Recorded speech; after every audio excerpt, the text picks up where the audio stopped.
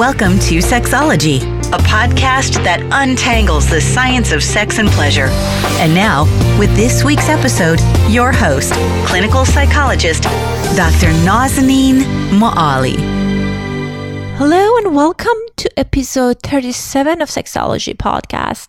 I'm your host, Dr. Nazanin Moali. Today, we're going to talk about sexual performance anxiety in our show. But before we start our topic, I just wanted to remind you all that for the remainder of this month, I'm offering a reduced fee sex therapy counseling in my practice. You can come into either of my offices. I have two offices now, one in Torrance, one in Hermosa Beach in LA, or we can do it via HIPAA compliant confidential video counseling tool that I can use, which is super easy for all of us. So even if you're living outside United States, we can work together. If you want to book an appointment or learn more about this offer, you can call me at 310-600-9912. Again, the number is 310-600-9912. And I leave this number in the show notes in case you don't have pen and pencil handy. As I mentioned, we're going to talk about sexual performance anxiety. What is sexual performance anxiety? How it might be different among men and women? What are some of the common causes that people might experience sexual performance anxiety? What we can do to address it? Our guest today is Dr. Claudia Six. She has 25 years as a practicing clinical psychologist and is a successful sex therapist who has helped thousands of people find their authentic selves and enjoy a more fulfilling relationship. Her approach is unique and her style is warmly engaging, putting her clients and workshop at ease. Her credentials include an MA in counseling psychology and a PhD in clinical sexology, and she's a Board Certified Clinical Sexologist by the American Board of Sexology. She's also a professor at USF, where she teaches graduate students about sexology. Her book, Erotic Integrity: How to Be True to Yourself Sexually, was published last year by She Writes Press. Here is my conversation with Dr. Claudia Six. Welcome back to another episode of Sexology Podcast. As I mentioned during the introduction, our guest today is Dr. Claudia Six. She's a clinical sexologist and author of Erotic Integrity. And I am so excited to have her on our show today to talk about sexual performance anxiety. Dr. Six, welcome to our show. Thank you. My pleasure. So Dr. Six, she has been very gracious. What happened that we had this wonderful conversation previous week, and I was super excited, and we had this technology problem. And she was so kind that she accepted to come back. So thank you so much for that. Well, Nazanin, as I said to you, it's just like sex. Sometimes things don't go the way you plan, and you just got to roll with it. I know it was like that comment brightened my day. I was laughing for 5 minutes. So thank you so much for your humor. Sure. And I'm going to talk about checking with you about the sexual performance anxiety. The way I got kind of aware of your TED Talk was through one of our colleagues, and she mentioned that you got to check this video out, and I'll put it on the show note. And you talk about sexual performance anxiety from a different perspective than what I usually hear from. And that's why I said, we got to have her in our show. So how do you define sexual performance anxiety? I use performance anxiety as an umbrella term for all the ways that we get in our own way sexually. So whether for men it's difficulty getting an erection or keeping an erection, or difficulty ejaculating and orgasming sooner than you'd like, or not being able to orgasm, or for women, same thing, trouble getting aroused, staying aroused, allowing yourself to orgasm. I put all this under the umbrella term of performance anxiety. And actually, I kind of take some of the heaviness out of it. I call it garden variety performance anxiety, because it really happens to most of us at some point. It's not terminal, but really it impacts most people. And the way that I have a slightly different take on performance anxiety, maybe you're going to ask me that next. Maybe I'm ahead of you. I'm premature. Go ahead. I love that. Please go ahead. I wanted to hear about like women and men differences and sexual performance anxiety, because I definitely want to hear your thoughts on that, because I often hear it about in the context of men. So please let us know about how it might manifest in women. Well, in my 25 years of clinical practice, so many women come in and with various, sexual issues. And I end up telling them, it's like, this sounds to me like garden variety performance anxiety. So we think of performance anxiety as just pertaining to men, but actually it applies to women just as much. It just looks different. So the way it shows up in women is, I always say men are like microwaves, women are like crock pots when it comes to arousal, because guys get turned on pretty quickly. And, for most of us women, it takes a little while to get turned on. And women worry about that. They get anxious about assuming a heterosexual model, just for the sake of this conversation, although this applies to all genders, all relationship combinations. I mean, women get anxious about their partner losing interest or thinking they're frigid or getting bored or, not wanting to have sex with them anymore because they're not getting aroused quickly enough. But women don't get aroused quickly. So what women do is they tend to engage in intercourse sooner than their body is actually ready for. And, they end up with what happens is, because they're not that aroused to begin with, they don't get as much out of it. They might have difficulty reaching orgasm. And because they're not getting so much out of it, they might not be in a big hurry to do it again. And then they might end up thinking they have desire problems. And the guy might take it personally and think he's not a good enough lover. And all these problems ensue when in fact all it is just garden variety performance anxiety. And I love that when you mentioned that it's normal for women to kind of take a while for some women to get aroused. And sometimes I feel that they get disappointed, as you mentioned, their partner's getting disappointed. They feel there's something wrong with them and just they kind of give up on sex. And that can impact their relationship and also their self-esteem. Absolutely, yeah. Women tend to think they come into sex therapy, they think they're broken. It's like one of the first things I tell people is you are not broken. You do not need to be fixed. Nobody's wrong. Nobody's bad. There's a way that this makes perfect sense, because the difficulties that people have sexually always make perfect sense. Right. And I feel there are there are going to be times that people are going to be anxious for other reason, and it might impact their sexual performance, because I see that like even for my younger clients, they're like younger, they get panic when once they have a challenge and they think now they have this, they're defective or broken, as you mentioned. But it sounds like it's kind of normal for us to be in a different part as far as our excitement, as far as arousal during different period of our time. Yes, and you used the key word, which is normal, which is actually a word every single person who comes to see me wants to know if they're normal. And what I tell them is, I don't care if you're normal. I only care about whether what you're doing works for you or not. So I don't care what the neighbors are doing or what you think they're doing or what, Cosmopolitan magazine says everybody else is doing. I only care about whether your sex life is working for you. So that's what we talk about. Right. And I feel that, I know we talked about it before, that one of the challenges are lack of good sexual educations, because I feel that we don't talk about it in the families.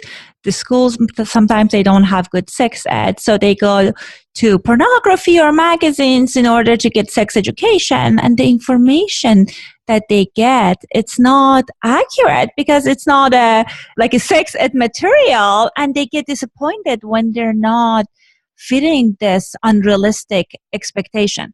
Yes, it's crazy that you can have your mouth on somebody's genitals and not be able to talk to them about it. So there's a lot of information on the internet, which is not necessarily the information that people need. And sex ed in schools, I mean, I think it's happening more and more, and it's a lot more sane and informative than it used to be, but it's mostly the plumbing diagram. And I tell people, you don't learn to have sex by watching porn, just like you don't learn to drive a car by watching chase scenes in movies. It's entertainment. It's not realistic. And also in porn, you've got one scene and multiple cameras capturing the same scene from different angles. So it looks like people are it looks like the guys are lasting a lot longer than they really are. And often in porn, the women don't really look like they're enjoying themselves. So, I mean, that's a stereotype, but unfortunately, that's what happens a lot. So, yeah, porn definitely sets unrealistic expectations. Right. And the other thing that I see in pornography is that, they start, like the scene starts and they kind of go straight to penetration with minimal kind of any kind of like foreplay. And I feel like just gives people this, again, unrealistic expectation about how long it might take a woman to feel aroused. And women think, okay, if I'm not ready within like 5 minutes, what's wrong with me? And I think that's another challenge that many people experience. And it's more like, if I'm not turned on after 5 minutes of giving him a blowjob, what's wrong with me? Because that's what porn shows. Yeah. Right. So what are some of the common causes that you hear people experience sexual performance anxiety? Worrying about not being enough, not being settled into their body, not being confident about, how they look or what their body is going to do. You have to know, again, it's not very sexy, but all the difficulties that people have make perfect sense.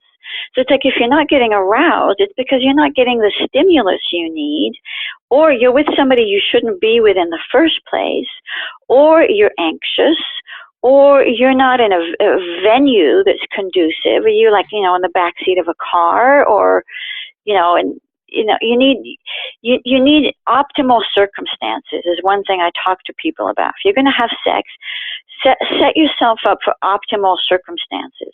Make sure you're warm enough, make sure you're comfortable, make sure it's private, make sure you have plenty of time.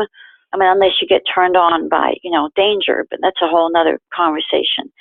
Performance anxiety is just, caused by people worrying and not trusting that they are enough, and not trusting that their partner will handle themselves regardless of what happens with them. That if they don't get turned on, not trusting that their partner is going to say, oh, baby, it's okay, don't worry about it, let's just hold each other, or, baby, what do you need, or, baby, take your time, or, that kind of thing. People just get anxious.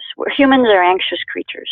Right. And I think one challenge that gets in the way of couple reaching out to each other saying that, like, baby, it's okay, why are you worried? Then I see sometimes one of the partner kind of internalize that. That's why she's not or he's not turned on. Maybe there's something about me. And they get defensive. Yeah, people take it personally. It is not personal. It feels very personal. It definitely feels very personal and vulnerable, but it is not personal.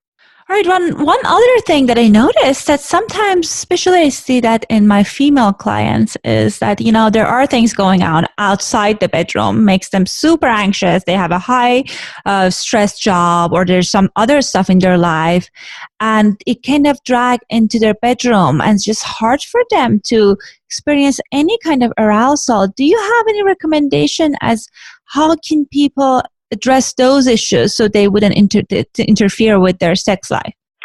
Well, men tend to compartmentalize better than women. And women, especially if they have kids, are thinking about, I haven't packed a lunch for tomorrow, I haven't mopped the floor, I still got to do this report for work. The women have a harder time disconnecting from the list of tasks to, get it on with their partner.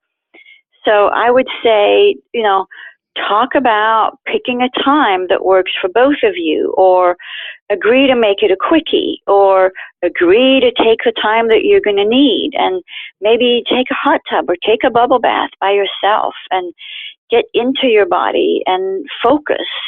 Get into that mood, get into a frame of mind. Definitely take a shower, because water sort of helps people. It sounds very woo-woo, but sort of remove the energy of whatever they've been doing before and kind of start fresh. So I tell men and women this. It's like when you get home from work in the evening, take a shower and change your clothes, and it shifts your frame of mind. I love that. Yeah, find ways to center yourself. Or ask for help and say, hey, honey, I've got these 5 more chores. How about you do 2 of them? I'll do 3 of them. Let's just pound this out. And then we can get it on, and I can give you my undivided attention. You just got to open your mouth and talk about what it is that you need. And just because your partner is like, hey, baby, doesn't mean that it's necessarily a good time for you, but you don't want to cut them off at the knees. You don't want to just shut them down and reject them. It's like if you're not available then, you need to be able to say, well, you know what, I can't right now, honey, but I like how you're thinking. And, I'll get back to you in half an hour or something. I really appreciate that, because I feel it helps with the rejection piece, because many of the couples that I see in my practice, they're long-term couples. So it's not like they don't like each other. They're like, they had this, they still have the attraction, but they feel so overwhelmed.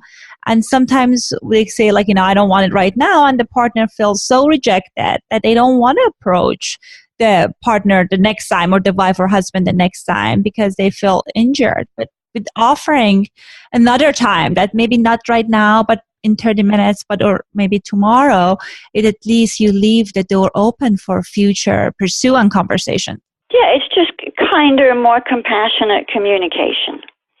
Right. And it's so challenging for people to talk about any kind of sexual challenges or sexual performance anxiety. Sometimes I see that people, for example, they have an issue once and they kind of avoid having sex because they don't want to recreate the scene, which was very shameful for them. So what do you recommend as far as communication around those issues when it comes to the sexual problems? Well, one thing I can say is men are win-lose creatures. Every situation is experienced as a win or a lose. And it's not an I win, you lose. It's a success or failure kind of thing. And if a man is not anticipating success in a particular endeavor, he is less likely to engage in it. Women's brains are different. They're not good or bad or better. It's just different. And this is how men's brains work.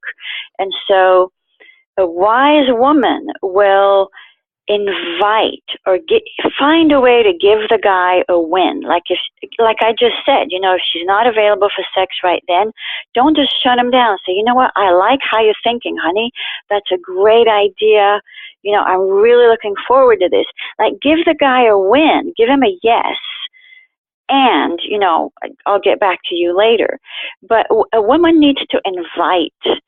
And if a woman is consistently turning her guy down, he's going to take that as a lose.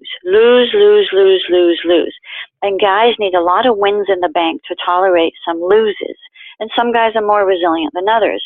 But a wise woman will find a way to give her guy the win. And that doesn't mean, just have sex with him when you're not in the mood. It's like, honey, thank you so much for, lighting the candles. It really sets the tone. Or, thank you for putting Barry White on the stereo. Or thank you for initiating. Or, honey, you look so good. Or, find a way to give him some positive reinforcement. So the guy then feels motivated to continue initiating sex because there's a win there. There's a yes. Right. And I think it's important it's a very good marital practice to acknowledge each other for the even small good things that each partner does, because, sometimes we're thinking, oh, she knows or he knows how much I appreciate this. But then saying it's sometimes very validating. Yeah, sometimes people say, oh, well, that goes without saying. I'm like, no, it does not go without saying. You got to say it. You got to open your mouth. I mean, one common complaint that I get, especially with couples with kids, because there's so much more going on, is that people feel unappreciated and find things to appreciate. Every day may sound a little corny, but like, thanks for putting the kids' toys away. Thanks for bringing me coffee. Thanks for, taking care of the pool. Thanks for taking out the garbage. Thanks for making a dinner reservation. Thanks for booking the sitter. Just the little things, thanks for, clearing the table, whatever it is. Don't take it for granted, and don't assume that your partner is going to do it, and don't assume they feel appreciated. Right. And I think it's important for the couple to kind of like talk about it, as you mentioned, about when there is a challenges. And if we have enough, as you mentioned, money in the bank in our relationship, that can be very helpful to kind of address the issues. And sometimes it's important to kind of acknowledge the problem, because I feel sometimes people want to put it underneath the rug and kind of swipe it and say, like, we're not going to try it. So what do you think, when would be the good time for people to seek professional help when they're struggling with this issue? When you start to get uncomfortable about it and you feel like you don't know how to have the conversation, or you're not having the conversation successfully, don't wait until you're in crisis. I tell people relationship maintenance is so important. It's like you change the oil in your car, you get your teeth cleaned, maintain your relationship. Relationships do not go on automatic pilot. You cannot be complacent. And if you're aware that there's a conversation you're avoiding, or a conversation that you've tried a couple times and has not gone successfully, don't wait until you're fighting. Don't wait until it's really stressful or causing distance between you. Because once distance sets in, it's harder to reestablish contact. So don't wait until there's a lot of distance. Go and talk to a sex therapist. I mean, if your foot hurts, you go see a podiatrist. If your sex life isn't right, go see a sex therapist. And I'm so glad you're mentioning the relationship maintenance, because sometimes by the time people want to go to sex therapy, they have like layers and layers of resentment and anger and different acting out behavior that just makes it very difficult to address the primary issues, because there are all these traumas on top of that. So I agree with you. The sooner they go, it might be more beneficial. And also I'm kind of curious to see what kind of individual strategies they can do in order to address their sexual performance anxiety.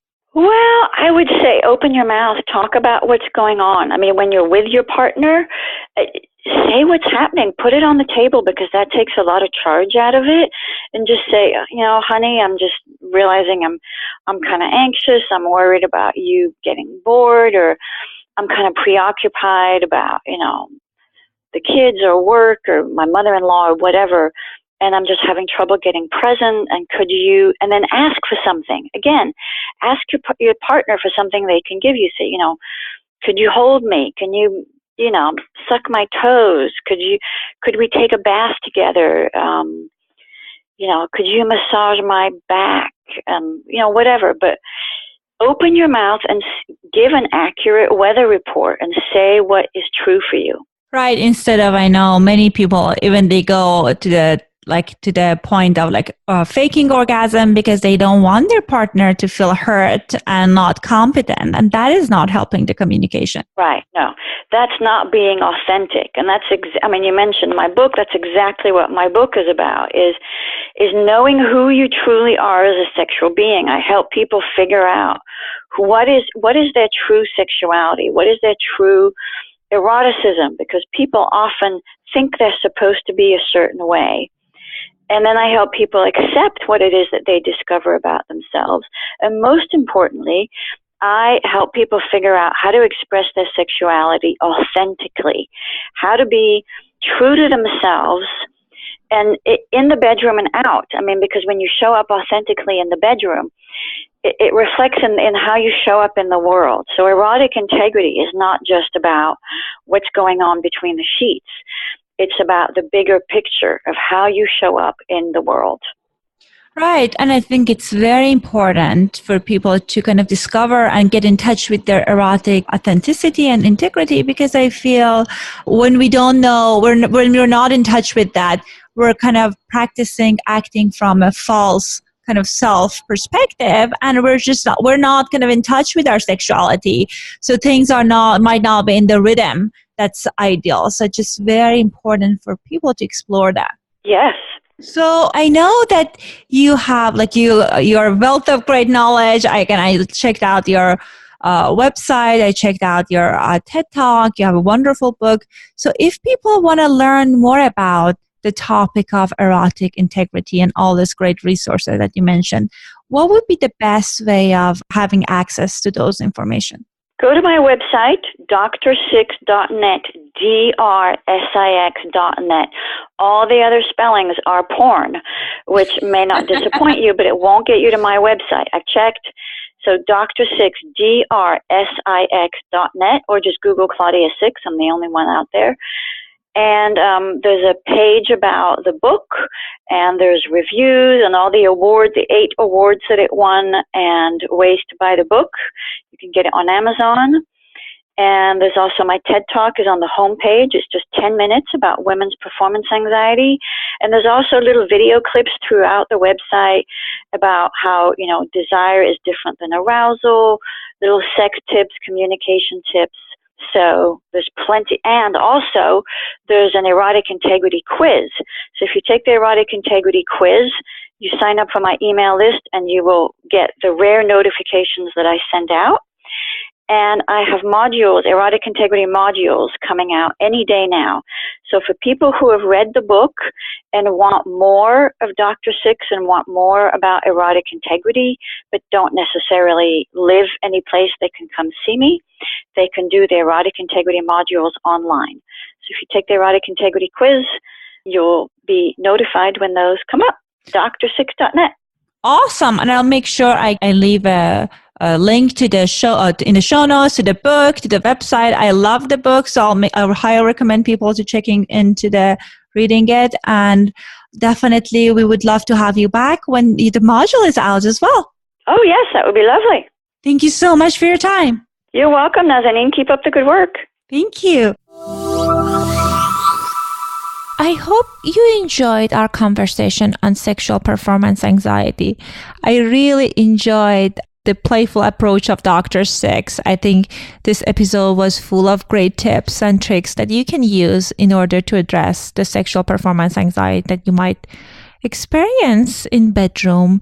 And one thing I encourage you to do, no matter where you are as far as the challenges around sexuality, I want you to take at least one action between now till next session to do something to address this challenge.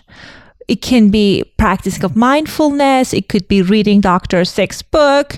It could be like communicating with your partner. But sometimes I feel because we feel that there is no solution, we get paralyzed and we're not moving forward, and we avoid reaching out and finding solutions. So I highly, highly encourage you to think about if you're struggling or if you want to improve something in bedroom, make a commitment today to at least do one thing that you're going to do in order to improve it or address that challenge. At the end, I wanted to thank one of our listeners, Climbing Mountains from Canada. That was his or her username. He left a very kind review for us on iTunes. I love to hear your thoughts on iTunes. Please leave us an honest review. And please feel free to leave us your questions and comments. You can record it now in our website, Sexology Podcast. There is this blue tab and homepage that says Ask Dr. M. I'm looking forward to hear your voice. Have a great week. Thanks for listening to the Sexology Podcast. For more great content, visit www.sexologypodcast.com. Please be advised that information presented on this podcast is not a substitute for seeking help from a licensed mental health provider.